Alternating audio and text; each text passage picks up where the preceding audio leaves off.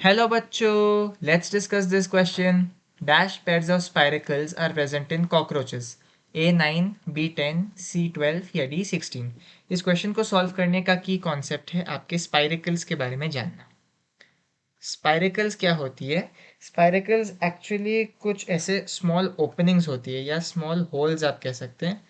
Small openings होती है present on lateral side of body, lateral side of body of cockroach। lateral side of body होता है cockroach के। यहाँ पर कुछ स्मॉल ओपनिंग्स होती है जिनको हम स्पाइरेकल्स कहते हैं।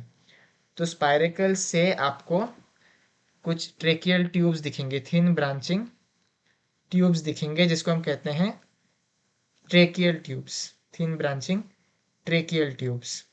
और इन ट्रेकियल ट्यूब्स से फर्दर ऐसे ट्रेकियोल्स भी बनते हैं। लेकिन ये जो स्मॉल ओपनिंग्स है ना, इसके थ्रू बेसिकली एयर एंटर करता है। एयर, ऑक्सीजन वगैरह इसके थ्रू ही एंटर करता है इनटू कॉकरोच की बॉडी।